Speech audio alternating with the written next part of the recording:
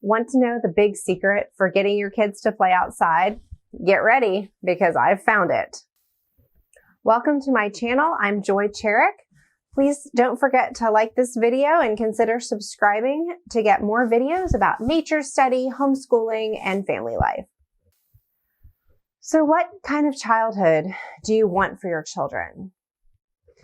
And do you feel like it's really hard to get your children to play outside because there's so many other distractions and maybe you're not exactly outside all the time yourself? So it makes it a little bit more complicated to get them to play outside. So let's start by looking at the problem. So our children are growing up in a world with way more distractions than I think human history has ever faced before. So as parents, it's our job to figure out how can we kind of just sift through all the noise and help our kids enjoy the amazing things that God has created without this big fight or without arguing with them about getting outside. How can we create an atmosphere and a place for them to go outside that they want to be and that is a delight for them? And also it makes our job of parenting a lot easier because when our kids are outside, it acts as a medicine for them. It calms them. It engages their natural curiosity and wonder, and it really teaches them a lot more than they can learn sitting safely in their homes on the couch. So here's the big secret. We hold the keys to getting our kids to play outside more. So I'm going to break that down. I do have another video, and I'll link it below, about nature study, which is a little bit more purposeful study of nature. Today, we're just talking about playing outside. So I'll link to that other video below. So to start off, the first thing that there is for you to do outside is to create some different spaces for them to play. So we are living in a rental home right now, and so the spaces are what I would consider temporary. It's not something that we're going to go build an amazing tree house or do any of that kind of stuff. So we have to have spaces that in our family that will just kind of flex a little bit and aren't permanent. But what we've done is we've hung, 5 different, and I'll show you the video, 5 different swinging apparatus on one tree. We've got hammocks and disc swings. That particular tree, they can climb really easily. And we have a rope that they can climb. And they do spend a lot of time playing on that. Another thing that we've done is gotten outside and played ball with the boys in particular. So just traditional catch, footballs, baseballs. We'll also do lacrosse. We have lacrosse equipment. So just doing those things with them it's almost like it pays forward. If we're doing it with them, then they will then go out and do it on their own when I'm making dinner or attending to the baby, or maybe I need to do some work on my computer. Then again, but it's a flex. I'm not always just inside the house. I don't just have to go one time outside with them. It is something a discipline that I need to remember that I need to get outside and do something. So another thing is gardening. So you may not even have a space for a garden, but we live in a rental home, like I said, and we have been able to plant things and create little spaces.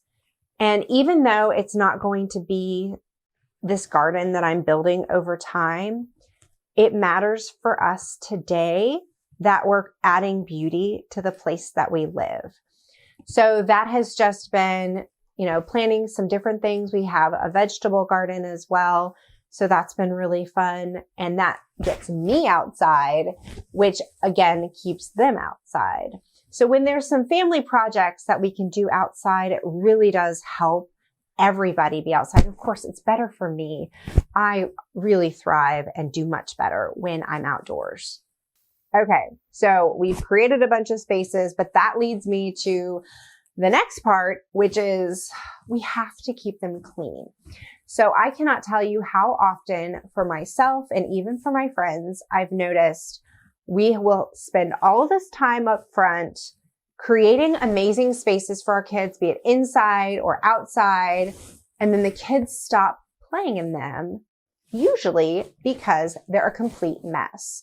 And the parent is frustrated because the kid messed it up, but guys, that's just what kids do.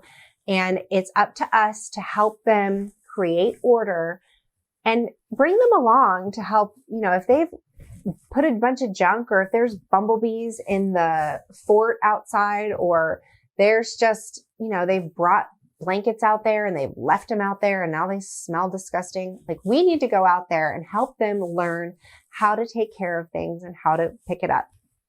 For me, this is probably something I do, I don't know, maybe twice a month. Usually it's just once a month, and that's where our morning walks come in handy, is then that forces me regularly to kind of take inventory of what's going on and see what spaces I need to help them reorganize, get back in order so that they can, again, continue to play outside and enjoy it. Okay, so we talked about maybe having a garden and creating spaces for them. But while they're playing outside, it's really good if we have our own things that we're doing outside. So this might look like leisure. You might take your book and you might go outside and sit while they're playing.